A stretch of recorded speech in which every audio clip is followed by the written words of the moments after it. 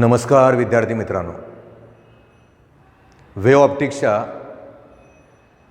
9व्या भागामध्ये मी तुमचं स्वागत करतोय। म्हणजे 7 भागाचा विचार केला तर आपण खरं तर वेव थिअरीचा विचार केला। 8व्या भागाला आपण इंटरफेरन्स ऑफ द लाईट नावाच्या संकल्पनेने सुरुवात केली। माझी मानसिकता अशी होती की या असणाऱ्या कॉन्सेप्टला आपल्याला सीईटी नीट ओरिएंटेड जर बघितलं तर ते सोपं जातं। कारण काय होतं, याचे थिअरॉटिकल कॉन्सेप्ट आपल्याला प्रॅक्टिकली जास्त बघता येत नाहीत सध्या तरी, त्यामुळे आपण ते क्लिअर करू नाही शकत। आणि अशा परिस्थितीमध्ये आपण त्या असणाऱ्या इंटरफेरन्सला आपण सुरुवात केली आहे। आणि हा अगोदरचं जे झालं ते आपलं म्हणजे नंबर 8चं असणारं जे लेक्चर आपण तयार केलं किंवा तुम्ही जे बघितलं त्याचा जर विचार तुम्ही केला तर 8 नंबरच्या लेक्चर्समध्ये आपल्याला त्या ठिकाणी तिथं असणाऱ्या त्या इंटरफरन्सचे 2 प्रकार कसे, कुठं आणि कधी तयार होतात या संकल्पना आपण क्लिअर करत गेलो। मग आपण त्याचे 2 भाग केले। एकाला नाव दिलं कन्स्ट्रक्टिव्ह, दुसऱ्याला नाव दिलं डिस्ट्रक्टिव्ह। एकाला म्हणलं एनहॅन्समेंट, दुसऱ्याला म्हणलं कॅन्सलेशन, एकदा म्हणलं इन फेज, एकदा म्हणलं अपोजिट फेज, एकदा म्हणलं ब्राईट, एकदा म्हणलं डार्क, असं करत गेलो आपण। पण ज्यावेळेस आपल्याला सीईटीचा विचार करावा लागतो त्यावेळेस आपल्याला याच्यामध्ये असणाऱ्या ज्या बेसिक आयडियाज आहेत, बेसिक कॉन्सेप्ट्स आहेत, त्यांना क्लिअर करत जावं लागतं। त्याच्याशिवाय आपण याच्यात जाऊ शकत नाही। आणि हा विचार करत असताना मग आपण काय केलं, या असणाऱ्या अगोदरचं जे लेक्चर आहे म्हणजे ऑप्टिक्सचं जे 8 नंबरचं लेक्चर आहे याच्यामध्ये कन्स्ट्रक्टिव्ह इंटरफरन्ससाठी फेज डिफरन्स आणि पाथ डिफरन्स ओरिएंटेड वाक्य, मॅथमॅटिकल फॉर्म्युले तयार केले। 0 असेल, 2 पाय असेल, 4 पाय असेल, 6 पाय असेल। आणि मग त्याच्यावरनं त्या ठिकाणी तिथं असणारं ते एक जनरल रिलेशन तयार केलं, एक वाक्य तयार केलं। इंटरफरन्स पॅटर्न मधले पॉइंट्स ब्राईट असावे असं जर वाटत असेल तर आपलं वाक्य असं होतं, points in an interference patterns are said to be bright if the path difference between the 2 waves arriving at a point is integral multiple of the wavelength or even multiple of half of the wavelength, असं आपण तयार केलं वाक्य। ही वाक्य या पद्धतीनं तयार केली जात असताना मग आपण त्या मॅथमॅटिकल कंडिशन बघताना आता मात्र आपल्याला विचार करावा लागतोय। आणि तो जो विचार आहे तो विचार म्हणजे डिस्ट्रक्टिव्ह इंटरफेरन्सचा विचार, डार्क बँडचा विचार। आपण काय म्हणतोय बघा, 2 वेव्ज एकमेकावर इंटरफिअर होत असताना त्या जर अपोजिट फेजमध्ये इंटरफिअर झाल्या, याचा अर्थ असा झाला की आपण अगोदर बघितलं होतं, मला जर त्या ठिकाणी त्याच्या 2 वेव्ज एकमेकावर इंटरफिअर व्हाव्या अशा वाटत असतील तर त्या ठिकाणी क्रस्टवर आलं पाहिजे होतं, ट्रफवर आलं पाहिजे होतं, तर कन्स्ट्रक्टिव्ह, तर ब्राईट, तर इंटेन्सिटी मॅक्स।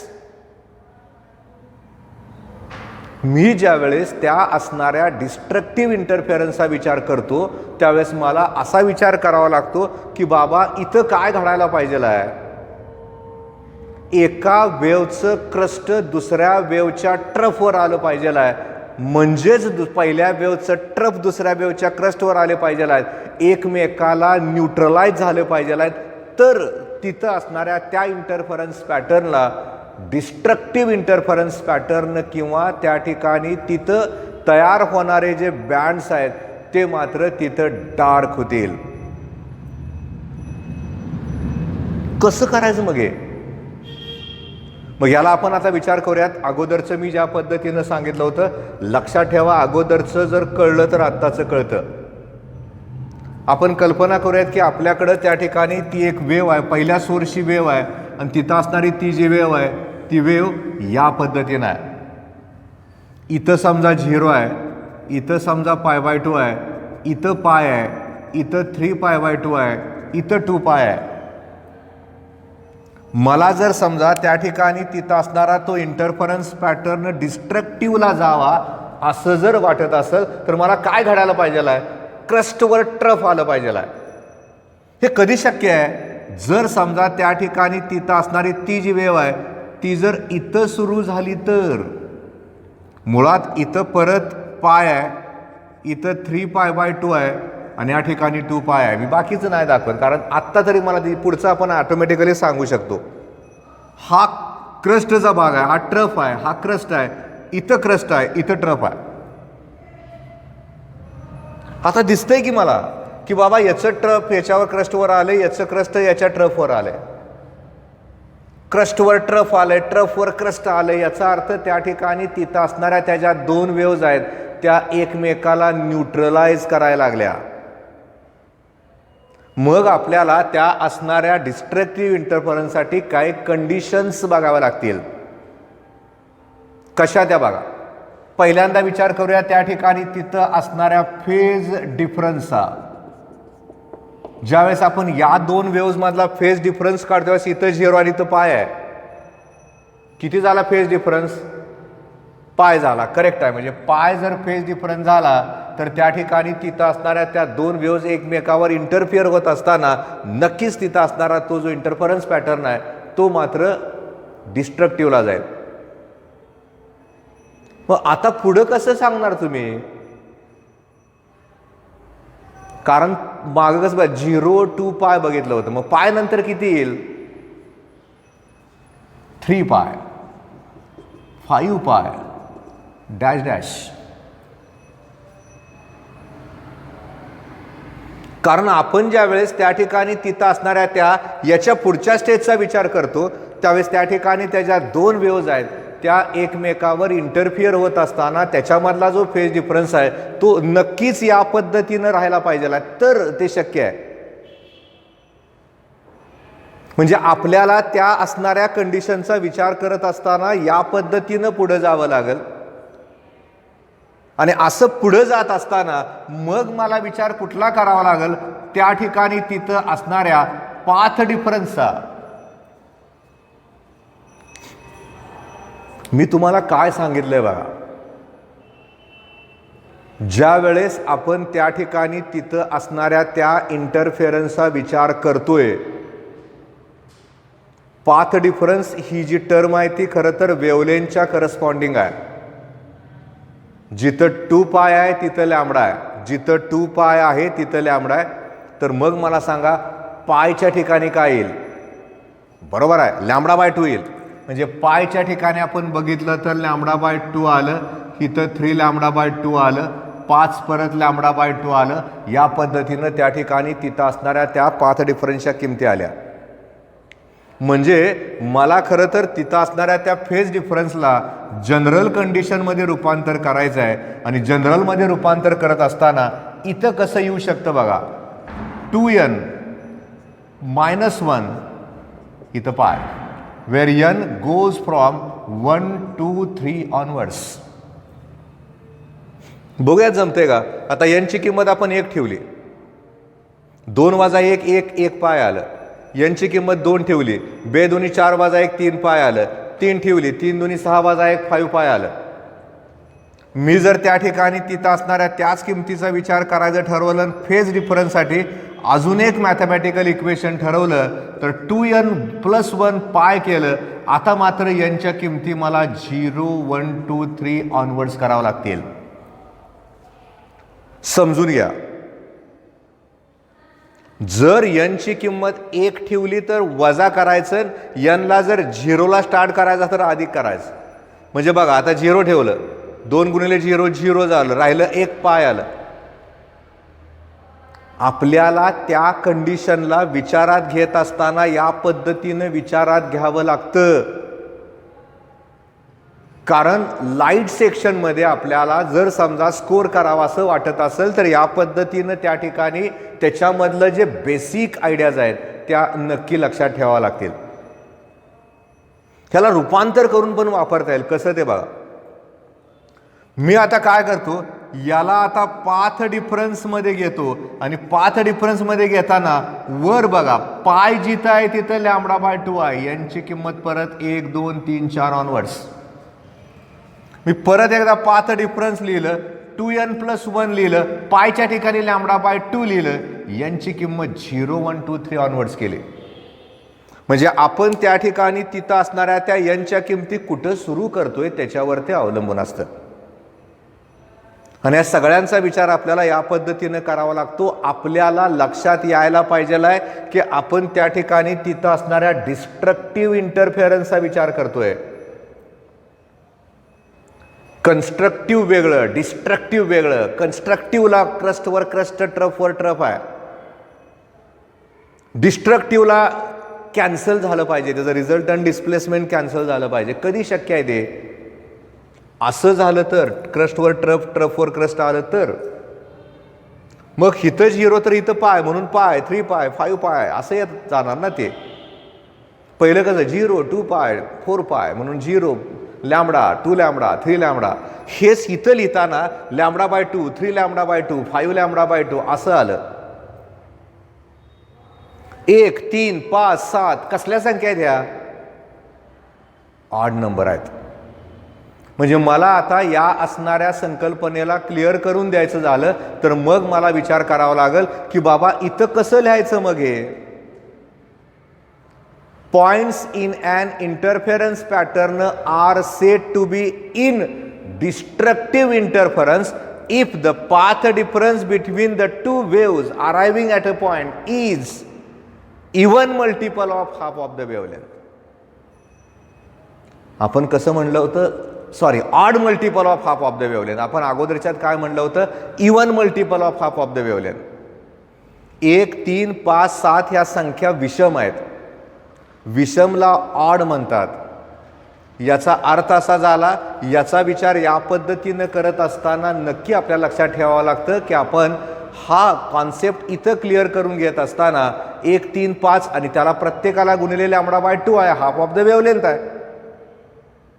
म्हणजे आपल्याला बऱ्याच वेळा याच्यावरनं गणितं सोडवता आली पाहिजे, त्याच्यावरनं उत्तरं काढता आली पाहिजे. तशी ती उत्तरं काढताना या सगळ्या संकल्पना ज्या आहेत त्याचा विचार आपल्याला नक्की करावा लागेल. आणि हा विचार इथं केला जात असताना 100% लक्षात ठेवा, या सगळ्या आयडियाज क्लिअर होत गेल्या पाहिजेत.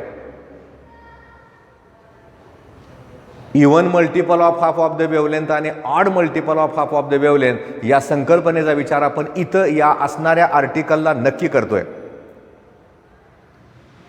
मग आता काय पुढं काय बघायचं? ज्या वेळेस या पद्धतीनं आपण तिथं असणाऱ्या त्या संकल्पनेकडे बघतोय त्यावेळेस एक वाक्य नक्की लक्षात ठेवा, ह्या सगळ्या कंडिशन लिहून काढा. थांबवायचा तो व्हिडिओ आणि मग बघायचं ते लिहून काढायचं, जास्त क्लिअर होत जाईल.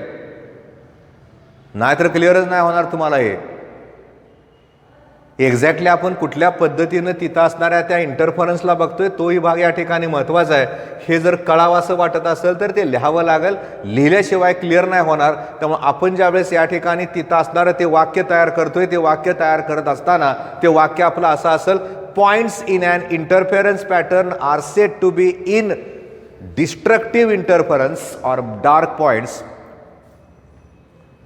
if the path difference between the two waves arriving at a point is odd multiple of half of the wavelength. या सगळ्या संकल्पनेला आपल्याला वेगवेगळ्या पद्धतीनं बघता येतं. मग याच्यामधलं जर मला थोडंफार CET ओरिएंटेड जर जायचं झालं तर मला CET ओरिएंटेड त्या ठिकाणी तिथं असणारं त्याचं जे सिनॉप्सिस आहे ते मला बघता येईल. आणि ते कसं बघायचं, काय करायचं तिथं? ज्यावेळेस आपण तिथं असणाऱ्या त्या संकल्पनेला CET ओरिएंटेड जातोय त्यावेळेस परत एकदा मी या ठिकाणी लिहून टाकतो, कन्स्ट्रक्टिव्ह इंटरफेरन्स म्हणजे ब्राईट.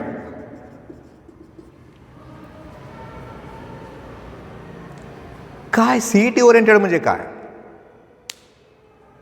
मुळात इथं नक्की लक्षात ठेवायचं, एक मी स्टार करून लिहितोय, प्रकाशाची तीव्रता ॲम्प्लिट्यूडच्या वर्गाला डायरेक्टली प्रपोर्शनल असते. हा यातला सगळ्यात महत्त्वाचा कॉन्सेप्ट. दुसरं, ऑसिलेशन नावाच्या टॉपिकमध्ये एक फॉर्म्युला बघितलाय मी, R = √a1² plus a2² plus twice a1 a2 cos of five. Five म्हणजे फेज डिफरन्स.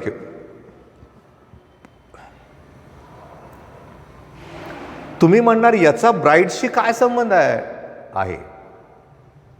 कसं ते बघा.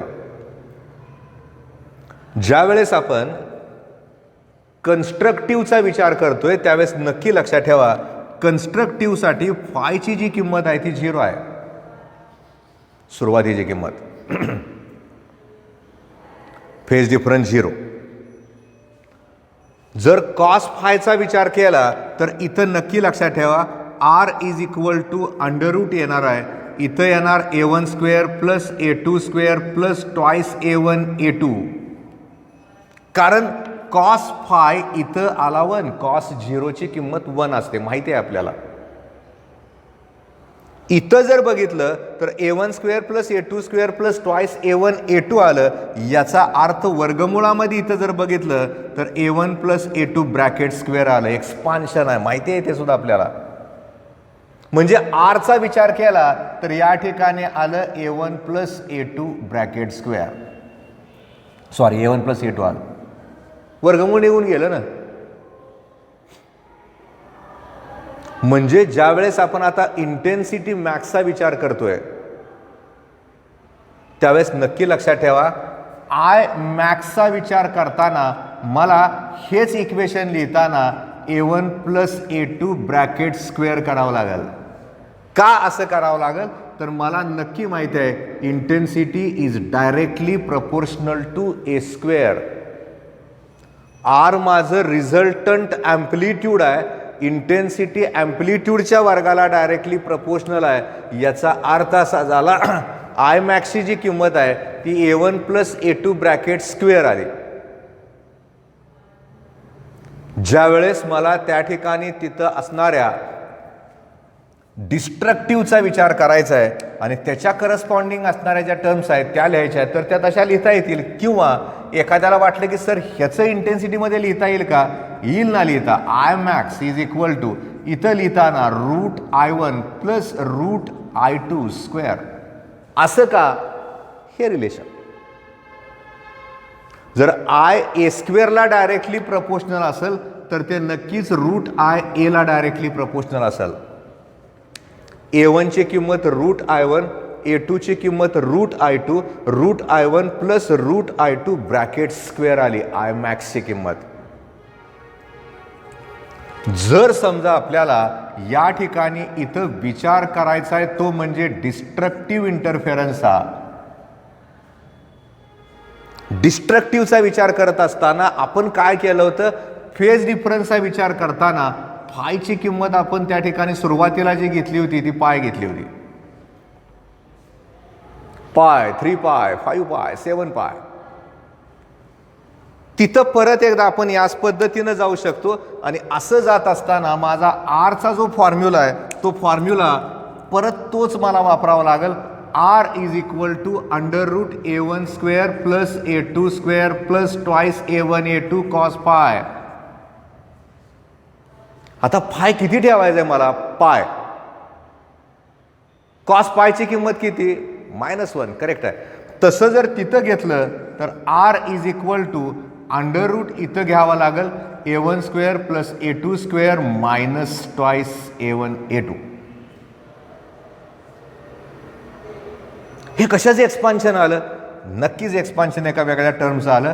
म्हणजे तिथं असणारं ते जे एक्सपान्शन आहे ते a1 मायनस a2 ब्रॅकेट स्क्वेअरचं आलं. याचा अर्थ R ची किंमत माझी इथं आली a1 मायनस a2. आपण ज्या वेळेस या सगळ्याचा विचार करतोय त्यावेळेस मला इथं सुद्धा विचार करावा लागेल आणि असा विचार इथं केला जात असताना इंटेन्सिटी मॅक्सचा विचार मला करायचा आहे. तसाच इंटेन्सिटी मिनिममचा करता येईल a1 minus a2 bracket square. तिथं स्क्वेअर केला इथं पण स्क्वेअर करावं लागेल. आणि यालाच आपल्याला वेगळ्या पद्धतीनं पण लिहिता येतं intensity minimum is equal to √I1 minus √I2 bracket square.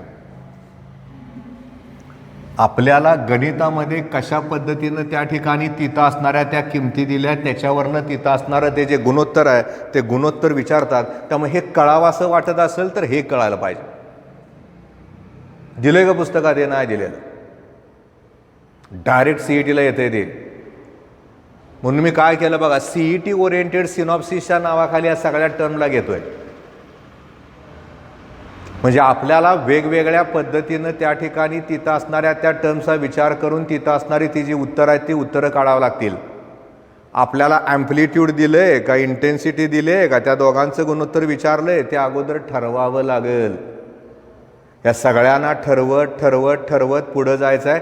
पुढं जाता जाता उत्तर काढायचं आहे आणि असं उत्तर या ठिकाणी काढलं जात असताना मग आपण लक्षात ठेवायचं आहे आय मॅक्सचं उत्तर या पद्धतीनं येऊ शकतं, आय मिनिममचं उत्तर त्या पद्धतीनं येऊ शकतं, दोघांचं गुणोत्तर काढून उत्तर काढता येतं.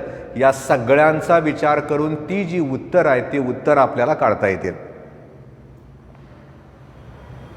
हे ॲडिशनल इन्फॉर्मेशन आहे जी खरं तर सीईटी ओरिएंटेड आहे.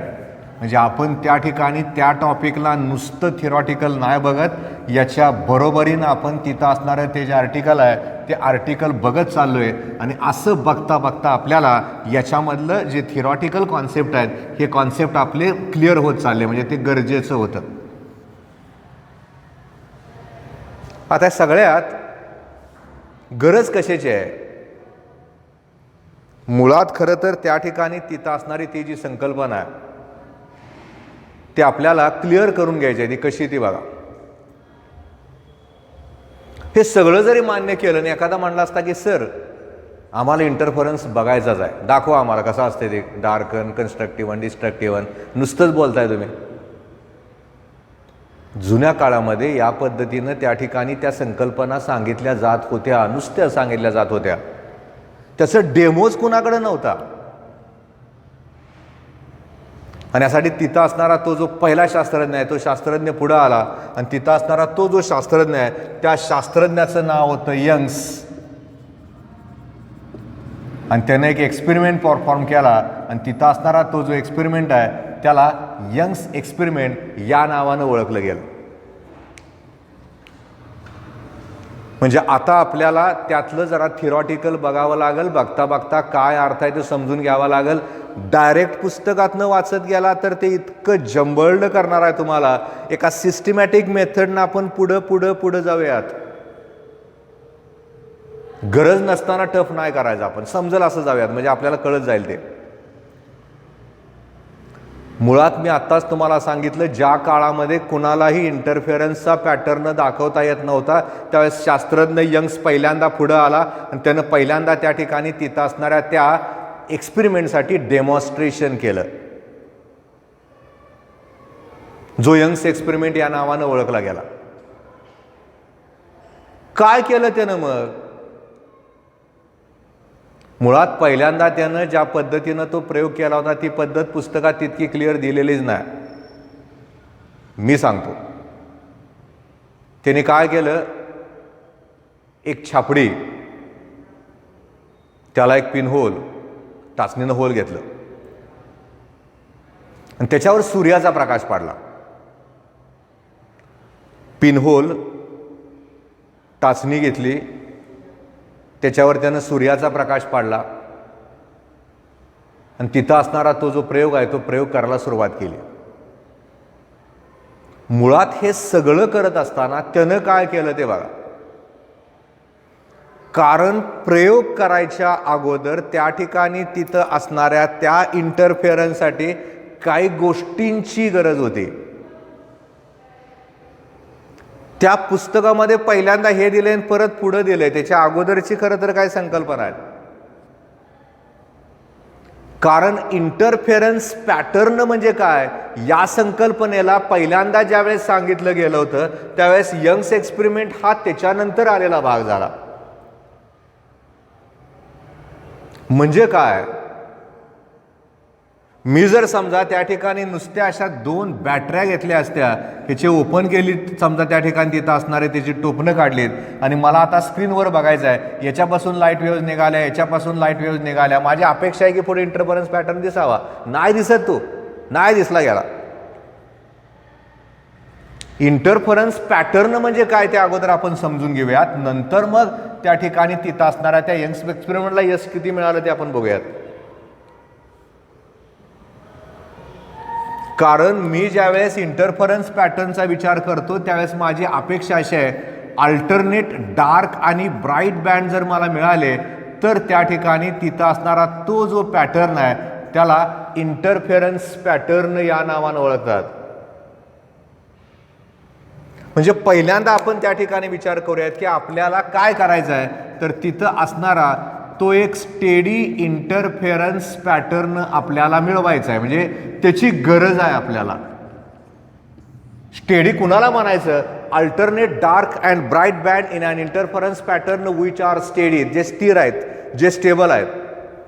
जिथं ब्राईट आहे तिथं ब्राईटच आहे, जिथं डार्क आहे तिथं डार्कच आहे, जिथं कन्स्ट्रक्टिव्ह आहे तिथं कन्स्ट्रक्टिव्हच आहे, जिथं डिस्ट्रक्टिव्ह आहे तिथं डिस्ट्रक्टिव्हच आहे, ज्याच्यामधली इंटेन्सिटी बदलत नाही असा असणारा जो इंटरफरन्स पॅटर्न आहे त्याला म्हणतात steady interference pattern.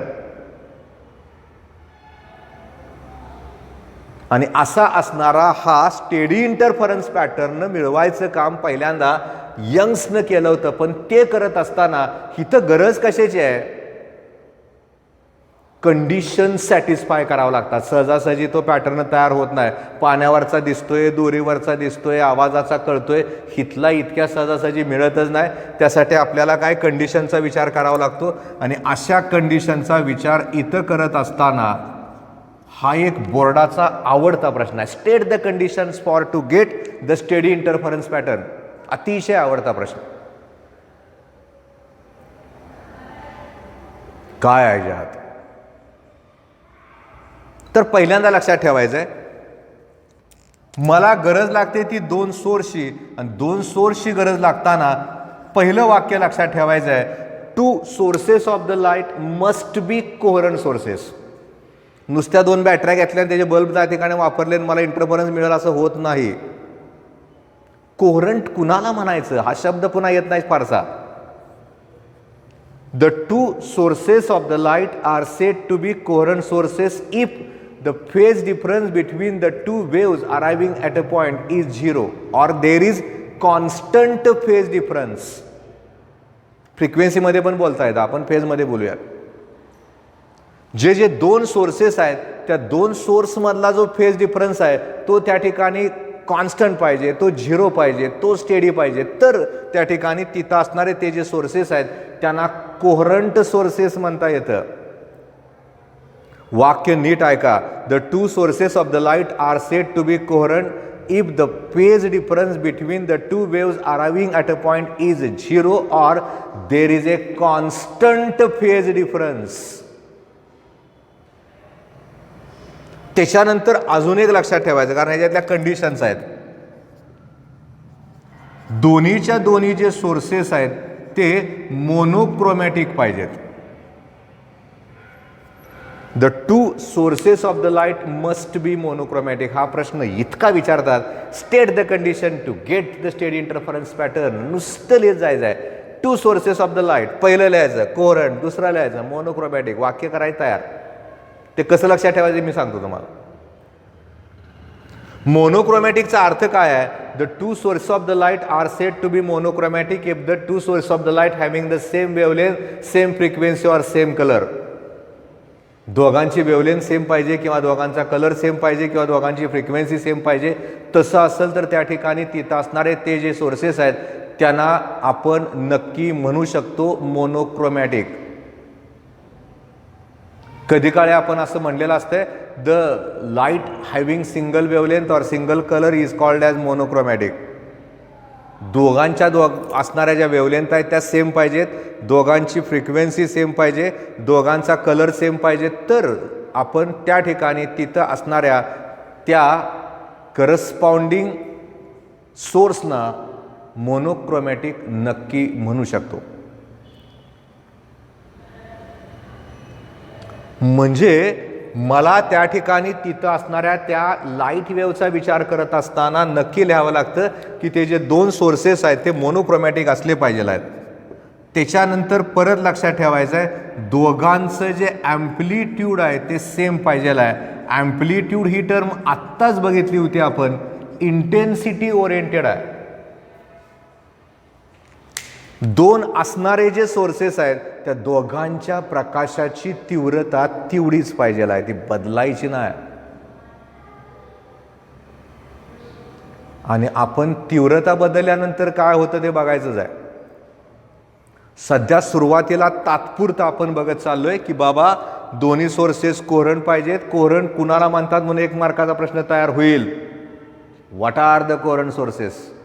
Explain the term coherent sources.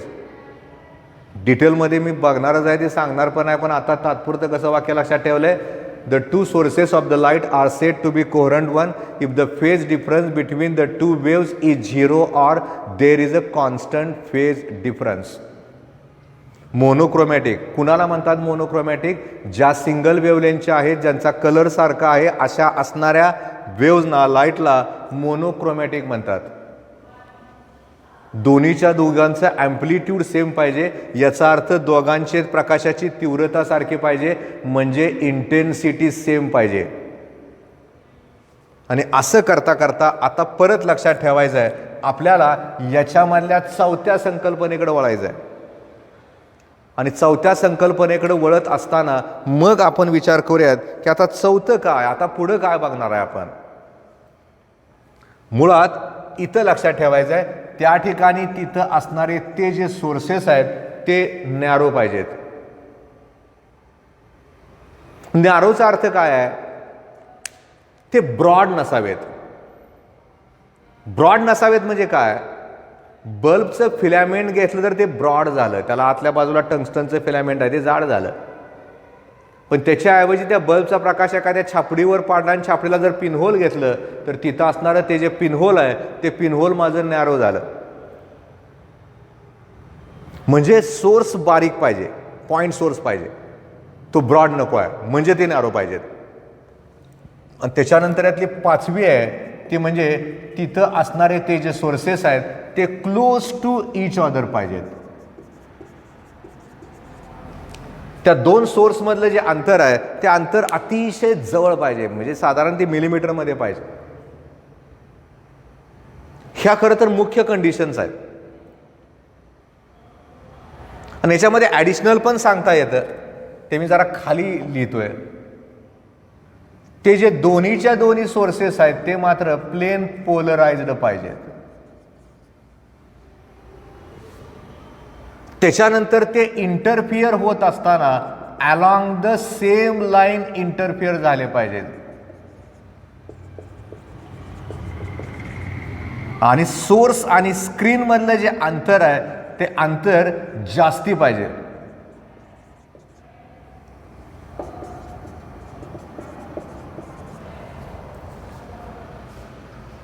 म्हणजे आपल्याला खरं तर यंग्स एक्सपेरिमेंटला या सगळ्या कंडिशनचा विचार करून मग त्या ठिकाणी तिथं असणारा तो एक्सपेरिमेंटचा स्टडी करावा लागेल. म्हणून टायटल फक्त यंगचं लिहिलंय, पण त्याच्या खाली सगळं वेगळ्या पद्धतीनं तुमच्यापर्यंत मी पोचवायचा प्रयत्न करतोय, ती कंटिन्युटी मेंटेन करायसाठी.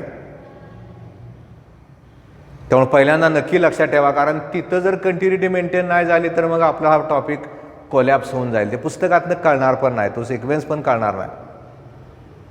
म्हणून मी कसं हळूहळू 8 लेक्चर्स घेताना 9व्या लेक्चरकडे येताना मी तुम्हाला समजेल या पद्धतीनं सांगतोय.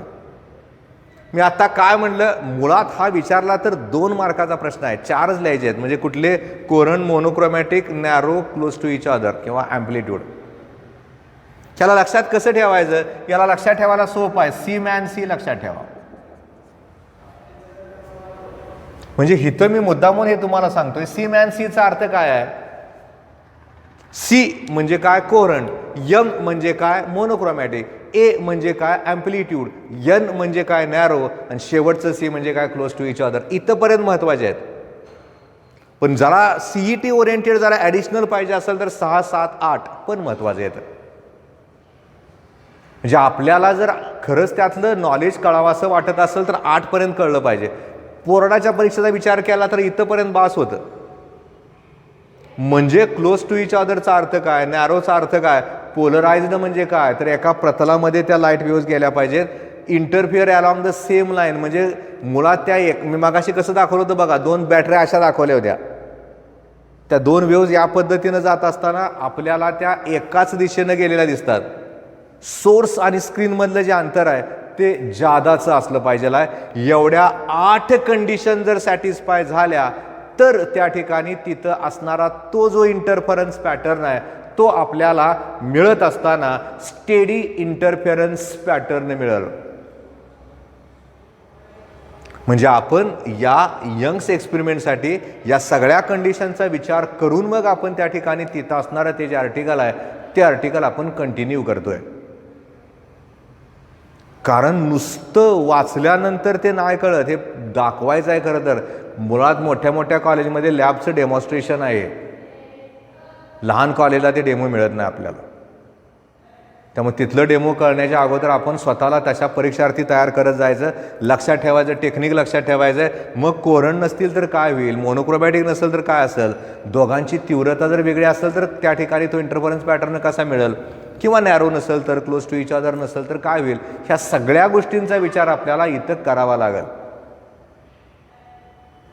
आणि हा विचार जोपर्यंत आपण या टॉपिकमध्ये करू नाही शकत तोपर्यंत आपल्याला यातल्या संकल्पना क्लिअर होत नाहीत, एवढं नक्की आहे, 100% लक्षात ठेवायचं.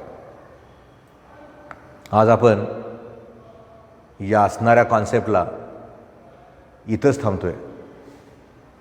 मुळात 9 नंबरचं जे लेक्चर आहे हे आपल्याला 10 नंबरला बेस म्हणून वापरावं लागणार आहे. 10 होईल, 11 होईल, 12 होईल, 13 होईल, 14 होईल. पुढं किती लेक्चर्स याचे होतील नाही सांगता येत, कारण आत्ताच सुरुवात केली आपण या टॉपिकला. मी सांगताना सांगितलं होतं की मोठ्या 2 टॉपिकला एकत्रित केल्यानंतर वेव्ह ऑप्टिक्स तयार होतो. मोठा टॉपिक आहे तो, आणि आपण ते क्लिअर करत चाललो आहे, आपण बघत चाललो आहे, आपल्याला कळत चाललं आहे, कळतंय. ते जे अभ्यास करतायत त्यांना कळतंय. मला काही जणांनी डायग्रॅम व्हॉट्सअपवरनं पाठवल्या होत्या, कौतुक वाटतं मला त्याचं. जे अभ्यास करतायत त्यांना मी पाठवणारच आहे, मी पण त्याचं थोडं PDF करून तुम्हाला पाठवतोय, काही दिवसामध्ये तुमच्यापर्यंत पोहोचल ते. त्याच्या नोट्स म्हणून तुम्ही त्या बघा, नक्की बघा, कारण त्याची गरज आहे आपल्याला. तर ते कळण्या अगोदर आपल्याला आपल्या पद्धतीनं इथे विचार करावा लागेल. तो विचार करून आपण ती उत्तर काढायचा प्रयत्न करतोय, उत्तर शोधायचा प्रयत्न करतोय, वेगवेगळ्या कॉन्सेप्टला बघायचा प्रयत्न करतोय. त्यामुळे या वेव्ह ऑप्टिक्सला आत्ता लक्षात ठेवायचं आहे, कोरंट असेल, मोनोक्रोमॅटिक असेल, ॲम्प्लिट्यूड असेल, नॅरो असेल, क्लोज टू इच अदर असेल, ह्या मेन कंडिशन्सवरनं बघ आपल्याला. म्हणजे पुढचं लेक्चर मी ज्यावेळेस घेणार आहे त्याच्यामध्ये असं नसेल तर काय होईल याची उत्तर मला सांगायचे. ते मोठं लेक्चर होईल तेवढंच अजून. मग यंग्स एक्सपेरिमेंटमध्ये काय, मग त्याचे ॲडव्हान्टेजेस काय, मग त्याच्यामधले प्रॉब्लेम काय आले होते, मग थिअरी ऑफ इंटरफरन्स म्हणजे काय, बरंच बघायचं आहे आपण. ही फक्त सुरुवात आहे. आज मात्र आपण इथंच थांबतोय. पुढच्या लेक्चरला आपण याच्या नंतरचं बघतोय. धन्यवाद.